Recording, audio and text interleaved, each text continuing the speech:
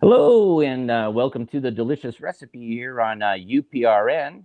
It's Thursday night again, and I have a wonderful author, Tom Reiley, that's coming on here. And you can see him in the background.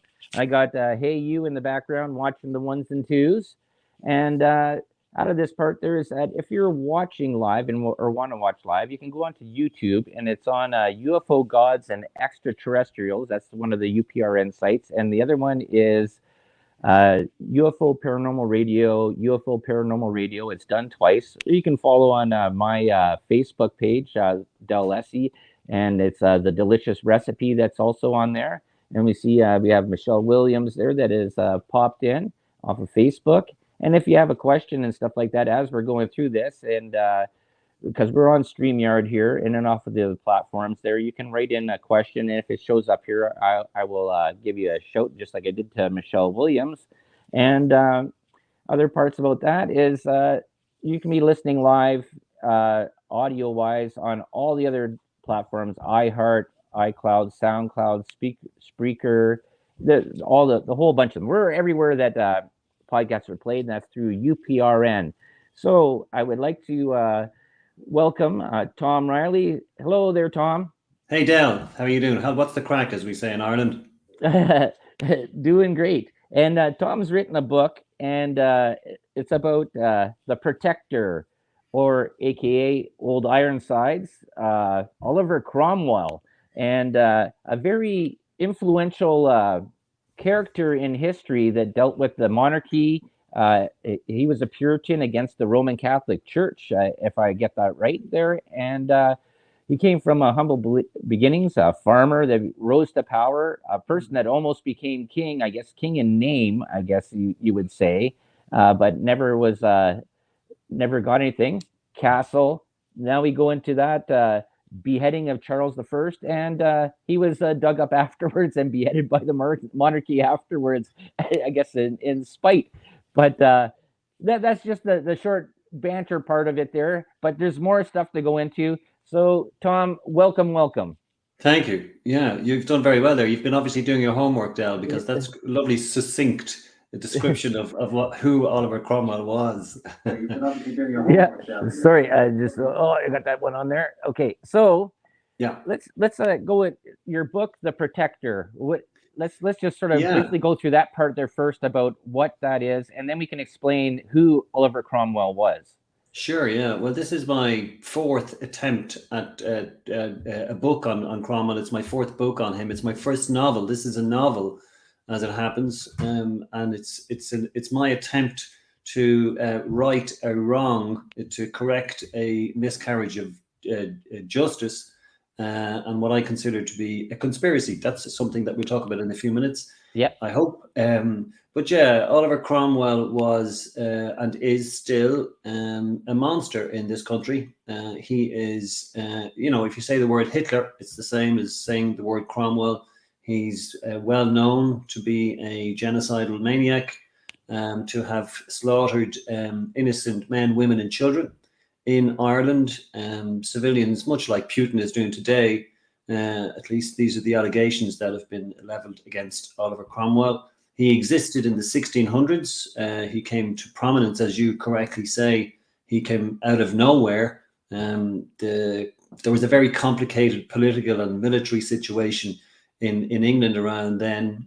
He was a gentleman farmer up to the age of 43, hadn't done anything significant whatsoever. And then when the king, who was Charles I, fell out with his parliament, Cromwell found himself as a parliamentarian officer in opposition to the king. He was a gifted general, as it turns out. He had no previous experience whatsoever of military engagement, but every battle that he went into, he seemed to win. And even if there was a draw, he was taking credit anyway. And he was convinced that God was on his side, as was the king, of course. But God seemed to be inexorably on Cromwell's side. So every battle he won, and it all sort of culminated when the king was captured.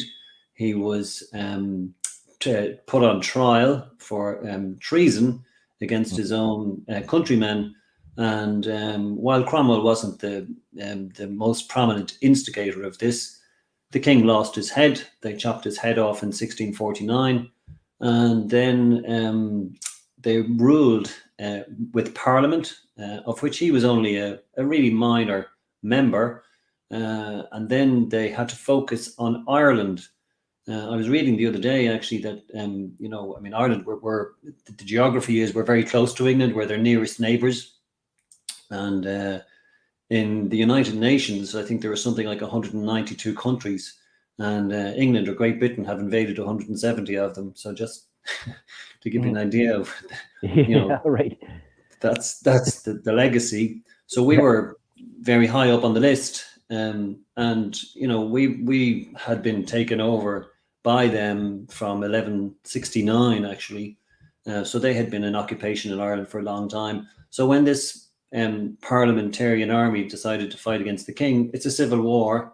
Yeah. And the expression that we use here all the time is, this is England's difficulty and it's Ireland's opportunity. So we try and rebel during that time just to give them something else to focus on. So he, as the winner of the war against the king, they now had to focus on Ireland. So Cromwell came to Ireland in 1649. He spent 9 months here, and he was the first English commander who actually succeeded in taking the whole country. Up to that, there were pockets of Ireland taken by the English. The expression "beyond the pale." Yeah. Well, that comes from the Pale in Ireland, believe it or not, where the English settlement was, and beyond the Pale was where the Irish were. So that's where actually that comes from. We live in the Pale. I'm actually sitting right now in part of the Pale. It's explained to people out there is that I'm here in Canada and Tom is in Ireland, so we're doing this across the pond. That's another word they use for that. Now, absolutely. Now, a part about this is that for Cromwell, the part that I'm looking at, and you're going to go and correct me on this if this is right. He was fighting against taxation, the monarchy bringing Roman Catholics into I guess Scotland, Ireland, and basically changing the people, and that's where the revolt sort of was coming back from. It wasn't like with the taxation and this. We'll explain the rump a little bit later of what that is. But, sure. Yeah, I'm actually not going to correct you, Del, because you're absolutely bang on. That's exactly what it was. Right. Sorry, go ahead. And the other part that I find this very interesting is that people always associate leprechauns from Ireland and stuff like that, but stuff that I've been reading about in history and really subversive history in that is that was part of the British monarchy to belittle the Irish people. Even though they were tall and big and strong, they would call them that they were short, stocky, little people. And that news went out there, and everybody would think, okay, well, leprechauns, that's Irish people, very weak, small, and drinkers. Yeah. For hundreds of years, no, absolutely, no. That's where we get the inferiority complex, and it's not easy living next door to such a country who wants to dominate the world. They used to say that the sun never set on the British Empire because they always had occupancy in some part of the world where the sun was actually shining. But you're absolutely right. Yeah, those are the things he believed. He was very much against injustices. So when Charles I took over in 1625, Cromwell was only 26 at that stage. But Charles was a bit of a tyrant. He imposed unfair taxes, and when people wouldn't pay, he had their faces branded or their ears cut off. Oh, wow. Yeah, there were lots of people in prison because, he invented taxes. He was at war with different countries, and he wanted to, he was always trying to generate finance. Parliament would be called at his behest, and they weren't there all the time. Cromwell became an MP, and there was an 11-year period where he never even called Parliament at all. And then when he needed money, he called Parliament. And of course, when he married a Catholic queen, if you like. She was Queen Henrietta Maria of France. In Ireland these days, it's very difficult to look back at this period and judge it with 21st century eyes, because Catholicism means so many different things today. Oh, for sure. Yeah, if you consider, so Cromwell's getting an education in the middle of the 17th century. So what he hears, and it's absolutely the case, is that throughout history, popes who represent Catholicism, Christianity, gave orders to their underlings to go out and massacre men, women, and children in the Crusades, in the Cathars in France, who wouldn't conform to Christianity. It wasn't a case if they wanted to try and convince them and convert them, they killed them. Yeah. And this is what Cromwell would have been, would have learned at school. So to him, his religion was very different. He became what's known as a Puritan. So that's a pure, your relationship with God directly was what he believed was significant. Right. Catholics had priests, bishops, archbishops, cardinals, a pope.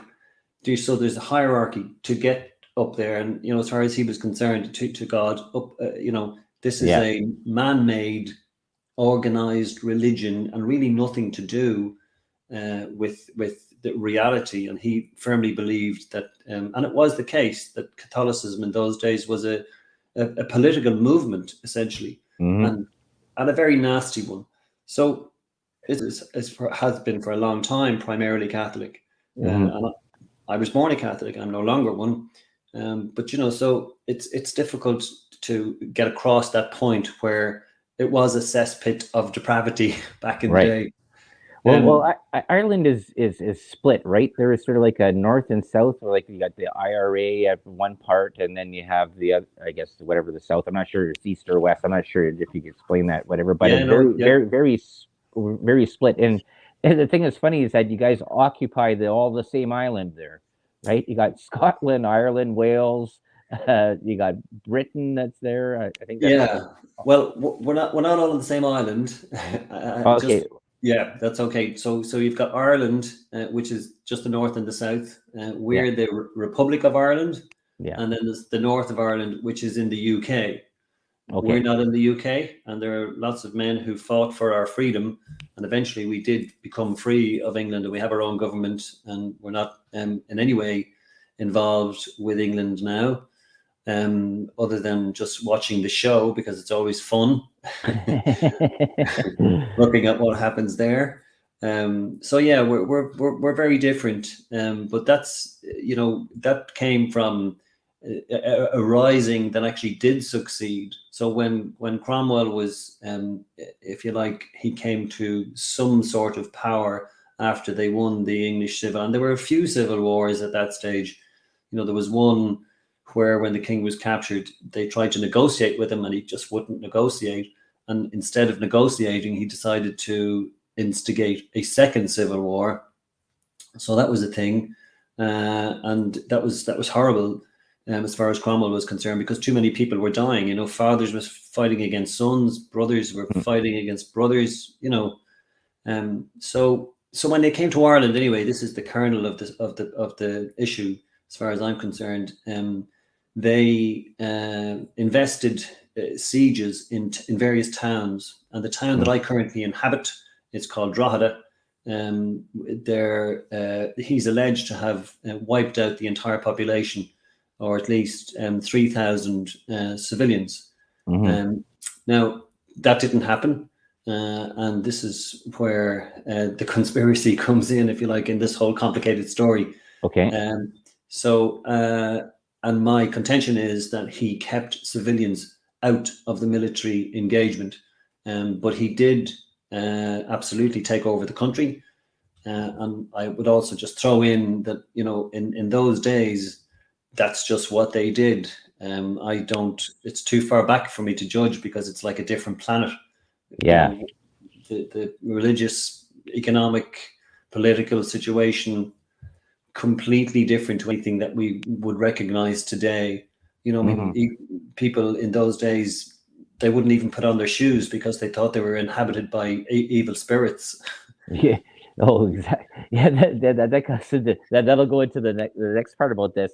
But Yeah, the part about this is that this is what maybe if I'm looking at this properly is that, and because I see this in workplaces and stuff like that all the time, is that people that come from the beginning or the lowest point and rise to power, they understand everything. But people that are monarchy or aristocracy and stuff like that that have never ever known the lowest part there, their mindset does not compute, I guess you can use the word, that yeah, they understand anything.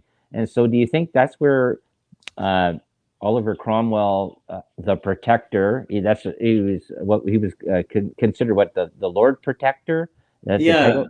I think that's very insightful what you've just said. Actually, it's very key, and it's not something that I would have necessarily have. Certainly, when you pointed out, I think that's absolutely the case because he was a man's man. His man management in the wars was just that. It was, I'm with you guys. I know I've come from the same place as you have. I understand your problems. I Yeah, know your issues. Whereas the king is, coddled in a bubble where he right. has no idea what Yeah, the real person on the street feels, thinks, right. cares about. So yeah, absolutely. So that's a lot of the reason why Cromwell was so successful. He was Hmm. obviously very lucky as well.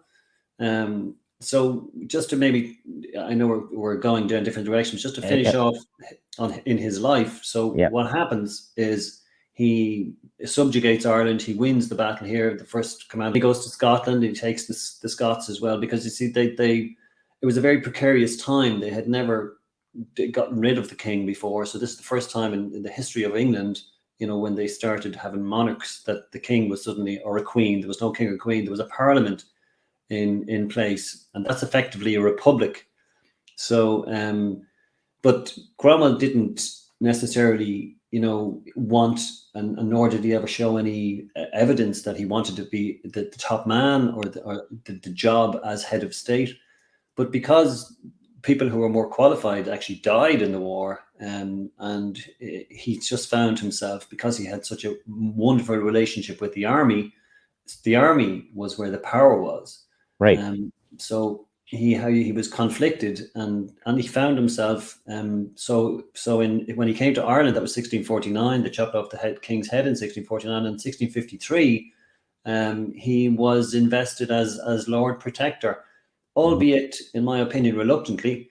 He overachieved, but he was kind of stepping in, as he said, on a temporary basis until they could find a permanent solution. Right. But he ruled with a parliament, Hmm. and his parliaments, he never actually agreed with them. But one of the things that happened, um, and just before that, and because you've mentioned the rump, Yeah. so before he became Lord Protector, the Parliament that he had been fighting for in all these wars, the Civil War, the Irish Wars, the Scottish Wars, they became a law unto themselves then. They figured, okay, we're impervious here. We can do what we like. And of course, power corrupts. You're So right. they got very corrupted. And Cromwell sees this, and Yeah. he's thinking, why did I fight for these guys? This is crazy. They Hmm. shouldn't be doing what they're doing. So one evening, when he had left Parliament, and there was a bill that was on the table to be passed, and effectively it would mean that Parliament would continue, ad infinitum. But Cromwell was very much against this, and they said no, they won't pass it. They discussed it again the following day, and he hoped that would happen. By the time he got home, he got wind of the fact that they were about to pass this bill. Hmm. So he runs out of the house, no shoes. He's in his socks, and he tears down to the Parliament building. Now, before he did that, he called up some soldiers, and he ran into Parliament, and he lost the head, and he called them all whoremasters and drunkards, and said, "You You are no parliament, so he dismissed them because he called in his soldiers and they couldn't argue.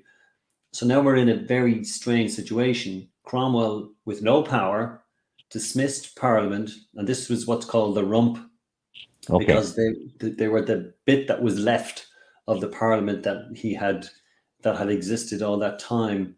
There were so many of them left, so it's the rump. And he found himself, having to decide on the future of the country, because he was, while he wasn't given, official power. Right. Sorry, I've gone on too long. But anyway, no, yeah, this is perfect there, because this is sort of explains a lot more stuff that isn't in the part there. Basically, like I just see out of this, it's that you got to think he was the guy that was fighting for the little man, and then he became the big man to go and to slay the more dragons that he was protecting, that became more dragons on top of that, I guess you could say. Yeah, absolutely. And this is, when he's there, he's also conflicted by the fact that suddenly, when he was made Lord Protector, he had to make sure that the army were okay with this, because, the army had gotten rid of a king, and now he didn't want to become a king. They wanted to make him king. But he thought, well, why, when we got rid of one king, I don't want to take this position as a king, because the army would have been very, very disappointed, Right. to put it, mildly. So in short, this was 1653. He, decided to rule with a parliament. The first parliament didn't work. The second parliament didn't work.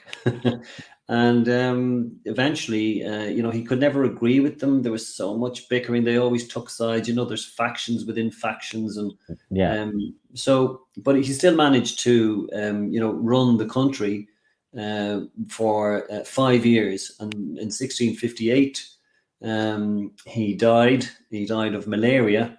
Oh, really? Okay. Yeah. And stones. There's ambiguous references to stones. I suspect they're kidney stones.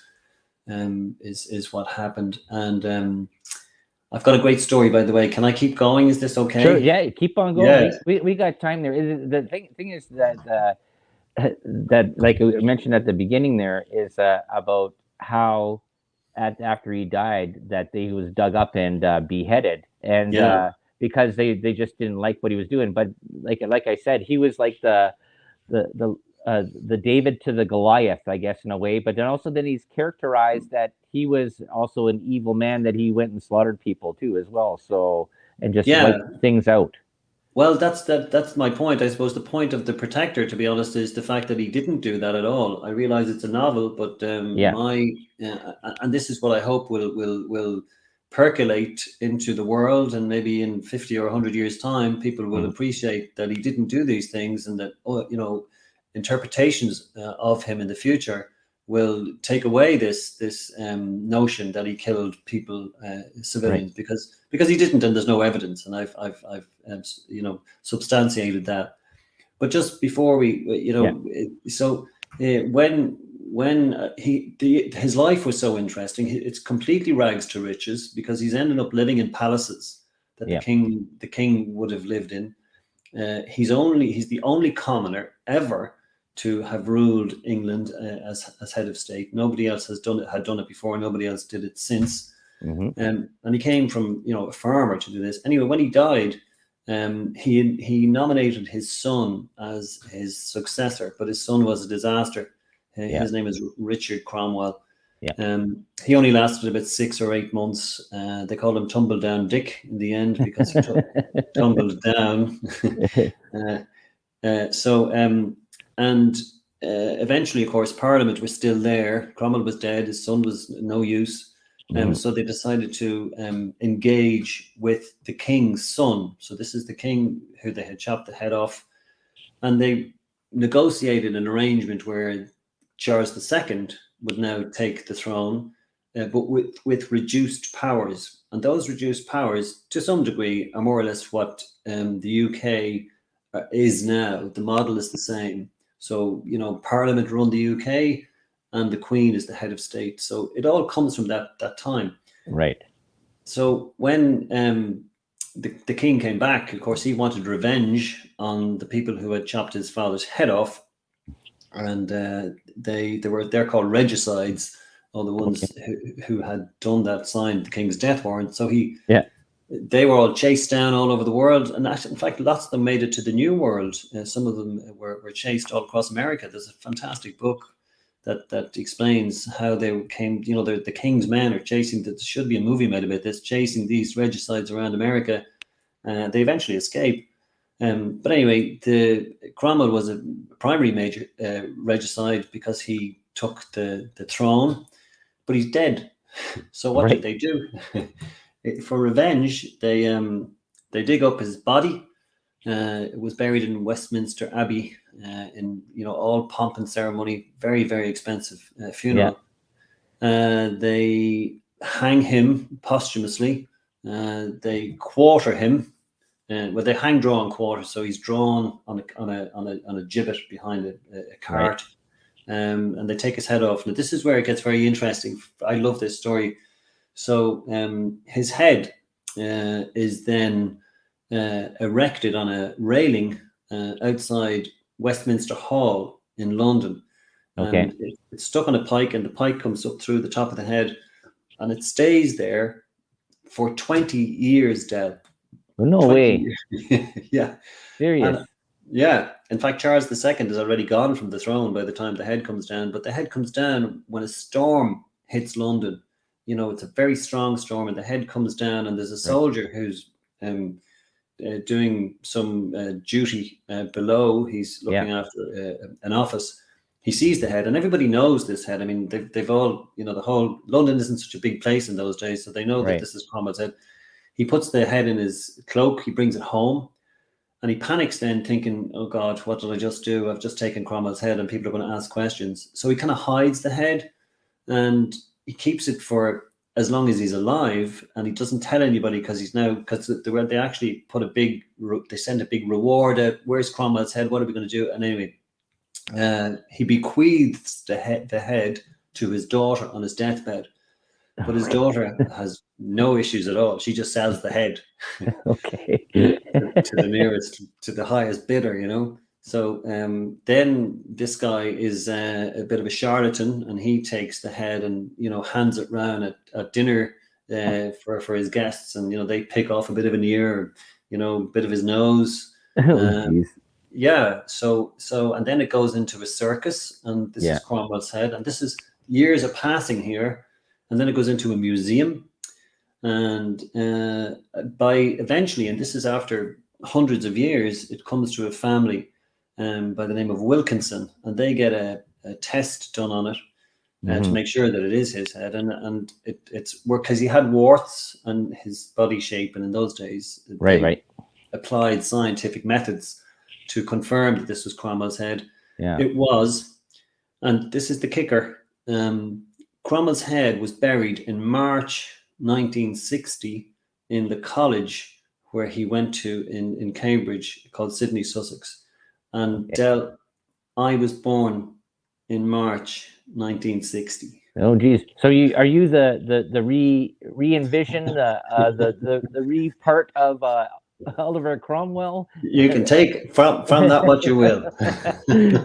No, it's sort of interesting about that. What you just said there is about how they had his head on a pike, because it wasn't the whole thing about London Bridge. Is that's what royalty would do to anybody that was there. They would go and hang their the people that were dissidents against the monarchy. They would just sort of post their heads on the bridge so that all the lower commoners would be like, hey, if you don't go and do what we want to do, this is what's going to happen to you right up here. Absolutely, yeah. It was the done thing in those days. People were beheaded. I mean, it's a horrendous, concept to think of, and we've had, in recent modern times, we've had awful things happen as well. But in the country that I live in, and I know this is going to sound really strange, and I'm just digressing slightly, but right now, where I live, there is a church that actually displays the head of a saint. Well, he's made a saint now, but he was a priest who was beheaded. He was hung, drawn, and quartered. Right. and it's a huge tourist attraction. People know that when they come to my town, which is called Drogheda, they go and see the head of Saint Oliver Plunkett. So it's an Wow. eerie thing to see, but he's, and it's very well preserved. Wow. Yeah. So it's the kind of thing that, sorry.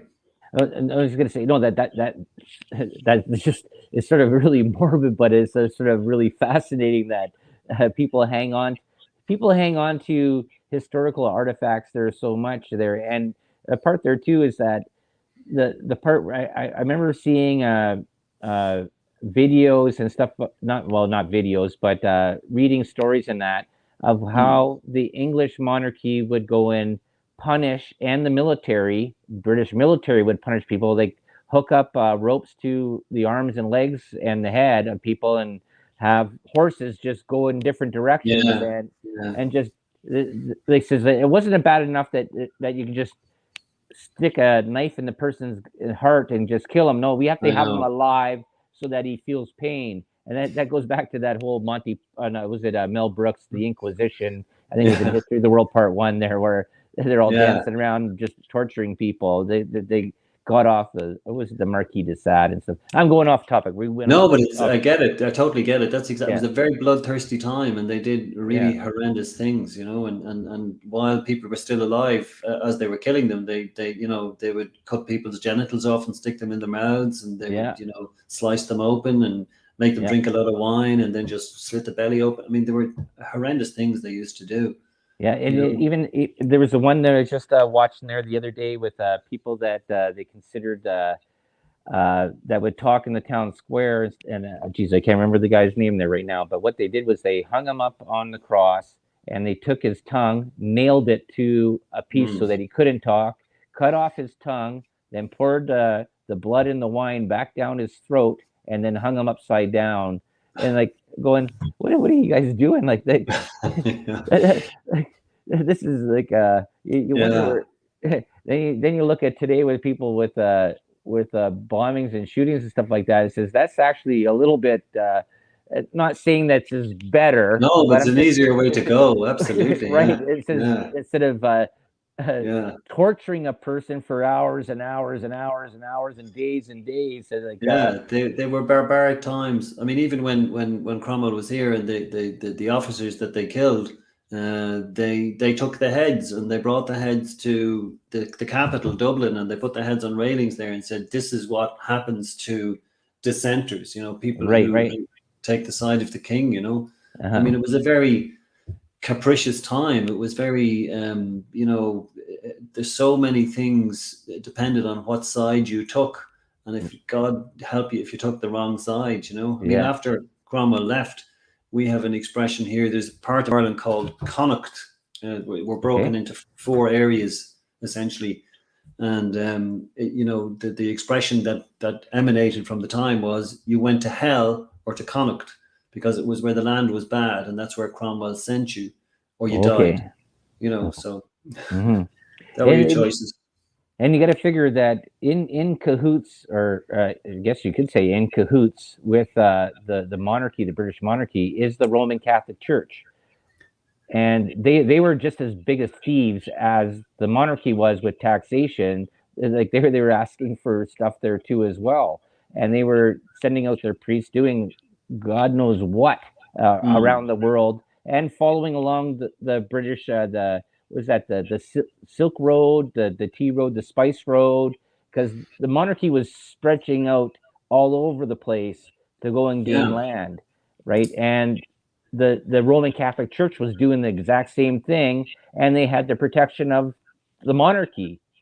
Well, for a while they did, absolutely they did, and that's up until when Henry VIII came onto the throne, and he decided to break all ties with Catholicism in those days, and that's when things get complicated, because now suddenly, and of course Protestantism, which is the other main religion in this part of the world, sort of only emanated from the 16th century. So. And then you've got Christianity, which kind of covers both.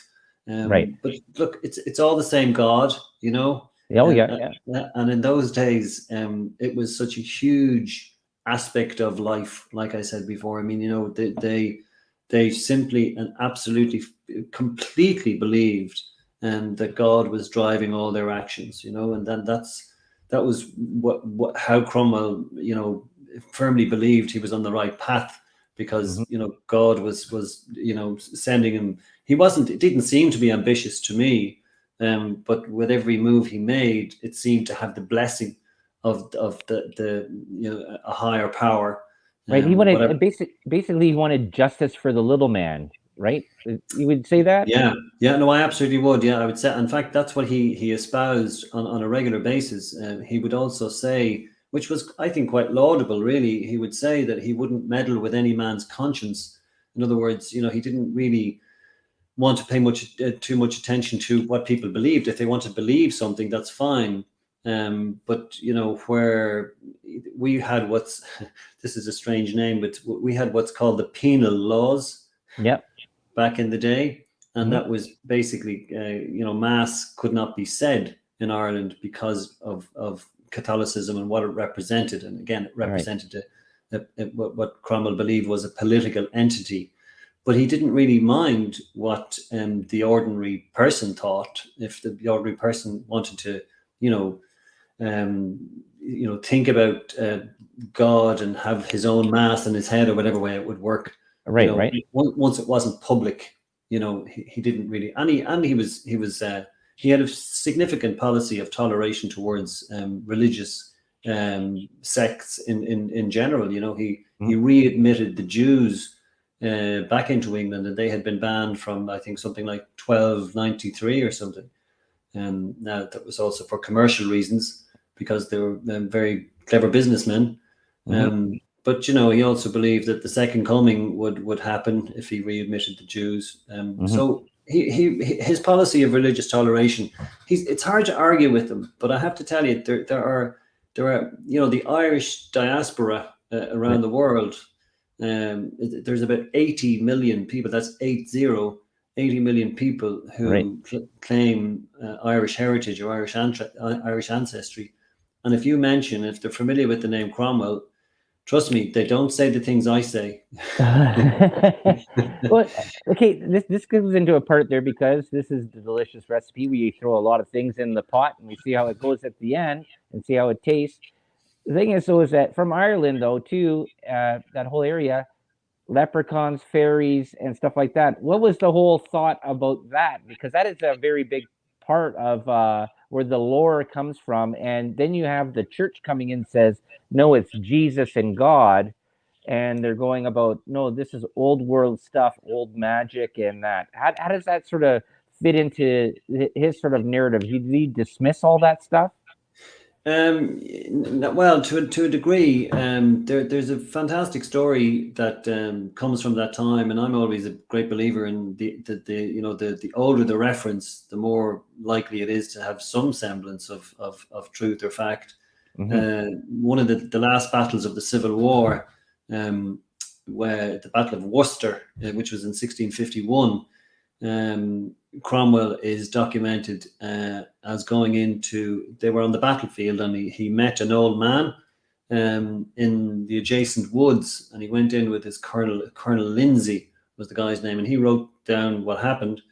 And the old man said to Cromwell, look, I've got powers here, I see things, and if you want to win this battle, you've got to give me, I'm only going to give you 7 more years of life. So Oh, Cromwell's, yeah, so he's, you know, he's young enough at that stage, he's 52. right. And Cromwell says, no, I want 21, because that was a fair age to live to in those days. And your man said, no, you're going to get 7. And Cromwell pleaded for 14. And the guy was absolutely adamant. He said, you're going to get 7 years, and that's it. So Cromwell, because he wanted the battle, he wanted to win, he said, Yeah. turned around, he said, okay, Lindsay, the battle is now ours. I'll agree to 7. So 7 years later, when they won the battle, and he became, so he died in 1658. There's this big, huge storm a couple of nights before he dies. Massive. It's the biggest storm that has ever hit England. You know, roofs were lifted off houses, trees were blown down like saplings. the rivers were flooded, and it was horrendous. So people suggested that was the devil coming for Cromwell's soul. So, when he died a couple of days later, there was never the same kind of storm. So there are lots of, stories associated with him, and that's a significant one, I think. Yeah. I'm not like, there's nothing really documented. His main, he did have visions when he was younger. He had visions that looked into the future. One of them alleges that he saw himself as the most powerful man in the country. But there's his ghost is certainly around if you want to go down that road. Yeah, well, we got some time here. This is the part. It says, you know what? And I'm going to say that we only got like about 10, 12 minutes left there, and Sure. we're gonna do a part 2 on this, because this goes into the more paranormal stuff that goes into the very interesting stuff, because Ireland is filled with paranormal activity or stories and lore. And the part is that originally it says, I thought that you were living in the castle of Cromwell, and you had the ghost there, and which is fine to be, but this is let's with the time we have left here, because we'll save that other part for the next time. But let's go into the part about your book, because I really want people to buy your book and read the stories there, because I just started reading it there. It was sent to me by Gavin there. So and let's go into the book and tell people out there what your book is about. Sure, Del. Firstly, I want to say thank you for the opportunity. The second thing I want to say is I do inhabit a castle for most of the week, and it is haunted. And we've got had paranormal investigations done, and things have been recorded, and we have significant individuals who lived through the centuries who have been seen and witnessed by many. Thank you. But the book is, what it is essentially, it's a message from me. It's a novel. It's Cromwell's life in tabloid form. In other words, it's I call it all killer, no filler. It's when he was born to when he dies, and every event that happens, and it's incredible, really. He's led the most unbelievably interesting life.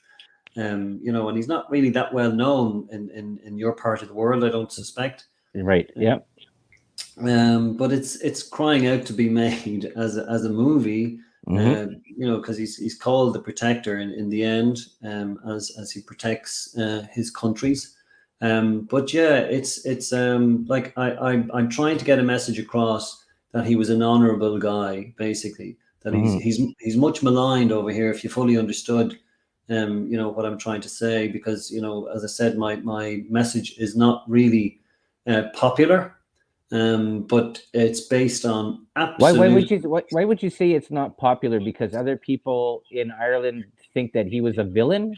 Absolutely. Yeah. Why would they say that? Because they've been conditioned. Right. And then this goes into a part that I've been talking about in my whole show about teaching in schools propaganda to kids, and then they end up grow up, and then they end up, that's the only way that they think. Right? Man, that's exactly what you've just put your finger on. That's exactly. I picked up a book, about 2 weeks ago, and it's a school book that's on the school curriculum currently, and it's been taught to 12 to 15-year-olds, and it says that Cromwell came to my town, Drogheda, and killed 3,500 civilians. And he went to another town called Wexford, and he killed 4,000 civilians. Now, there's not a shred of evidence that would substantiate any of that, and no historian worth their salt would justify it or stand over it. Yeah. But that's what children today are being taught. So, and I just want to make a very significant point. You mentioned earlier on about the north of Ireland and the south of Ireland. Yeah. Like we have had atrocities in the north, and the IRA have been responsible for lots of those atrocities in the same way that loyalists have been. But Cromwell has been used as justification for atrocities, because it's believed that he killed civilians here. And what that does is it fosters anti-English sentiment. And, it's 2022, we shouldn't be teaching children propaganda that originates from the 17th century. And you're absolutely right, Del. That's what fires me up, Yeah, well, that comes to the whole part there. That's why when you look at how the kids of today are sort of growing up there, and they're being told, and this is what I guess the fight that's going on in North America there too, about education, and everybody's a winner. Everybody gets a trophy. Nobody gets first place, and this is a really strange time, because then that just teaches people that I just have to show up to get something. Yeah, I don't have to excel, it's very right? good. And Yeah, then you look at the other part about history. It says, well, then these kids read the history books that are there that are not actually accurate, and they believe what the history is. That's why I think it's so important to have people on that go and research this stuff and go and tell what the real story is, because today history is being manipulated and lost, or being subverted and blocked out, and I think that's a detriment to the progression absolutely. of humanity. And And yeah, and one of the main aspects of that is, I mean, we're all patriotic, we're all nationalistic. At least I certainly am about my country, and I mhm, presume you are about yours. But and what we do over here is we don't just record our history. Excuse me, we are inspired by our history. right. So it's these kind of things, and you need to be inspired by the right kind of stuff, Hmm. not by stories that are made up, just to inflame Irish hearts or hearts anywhere. Hmm. So, beg pardon. So that's my take on this, and I've got the evidence to back it all up. I always find this sort of interesting. I always thought about the separation between the two parts of Ireland. It reminds me of the story here, or the tale in the USA, of the Hatfields and the McCoys, and because there was a sort of a disagreement, and they all the kids and all the things on the Hatfields, and that they hate the other people there unconditionally, but they don't know why until the two, a boy and a girl from each side there, they find and they fall in love, and now they're causing the togetherness to come together and to bring the Yeah, families together. And I guess we would just wait for that in Ireland, I guess, eh? absolutely. And that's, again, we're living in 2022, and there are some traditions that die very hard, and we Mm, do have, the divide is still very, very clear. It's very right. obvious. There's no war anymore. There Hmm. are agreements. There's what's known as the Good Friday Agreement. And but when you look at, and maybe this is a conversation for another day as well, when you look at, the governments that are sort of, the custodians of this particular agreement. I don't know if what you know about English politics at the moment, but there are aspects of the Good Friday Agreement that are in jeopardy currently, because Britain are kind of isolating themselves in Europe, and they've had this Brexit thing where they're out of Yeah. Europe. Yeah. So and there's the Northern Ireland Protocol that protects businesses in the north, and that's under threat now. So all these things are very real, and divides. This is a time for reconciliation and peace and building bridges. Mhm. In my opinion, it's not a time for acrimony and difficulty. But I'm only a small pawn in a very big wheel. Yes. Well, we got a few minutes left there. Mm, I want to thank you, Tom, for being on, and I will have you back on again, because we have to go into the paranormal stuff there a little bit more, absolutely. and Yeah. and My then also, fault. My fault that we didn't do that. I'm oh, sorry. that's not your fault. No, I go off on different tangents. That's what's fun about this. We just have a good time, free flow. So Absolutely. tell people where they can find your book, or your Sure. books, because you have several. This is your fourth book, and Yeah. where they can check you out and follow any of your stuff. Yeah, sure. Okay. Well, the book that's currently out is called The Protector: The Fall and Rise of Oliver Cromwell. So it's not the rise and fall, it's the fall and rise. And that's interesting alone. You need to buy the book to understand what I'm talking about there. Right, And right. you get that book on johnhuntpublishing.com. It's published under an imprint of Top Hat publications. Other books are called Cromwell Was Framed, Hmm. and another one was called Cromwell, An Honourable Enemy. So yeah, so all of those. I'm on Facebook. I don't have a website yet because I haven't really just. I'm too busy dealing with all the ghosts in the castle currently to See that'll be our next show. We'll talk yeah, about the ghosts in the castle. That's where yeah. this is where how I originally was going to go, but this Oliver Cromwell stuff was so interesting. Fascinating. Yeah. And it's a part of history, and I think a lot of people don't understand and or don't care or don't or didn't know, right? Well, interestingly, I know we're just I just keep an eye on me and stop me if I'm talking too much. But he was actually going to leave. The thing things got so bad in England. He was going to leave and go to America.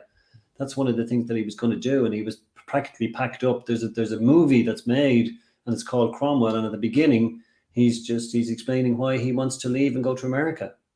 Right. Okay. Well, this is our time is up for today. I want to thank you very much there, Tom, for being on here. Check out his book. Like I said, the newest book there, The Protector, the Fall and Rise of Oliver Cromwell. And this is the Delicious Recipe Thursday night at 7 to 8 p.m. And you can check us out wherever. And thanks to all the people there. Jenny Spencer, I give you a shout out there, and Michelle Millens for watching on, and everybody else that was tuning in. And you know what?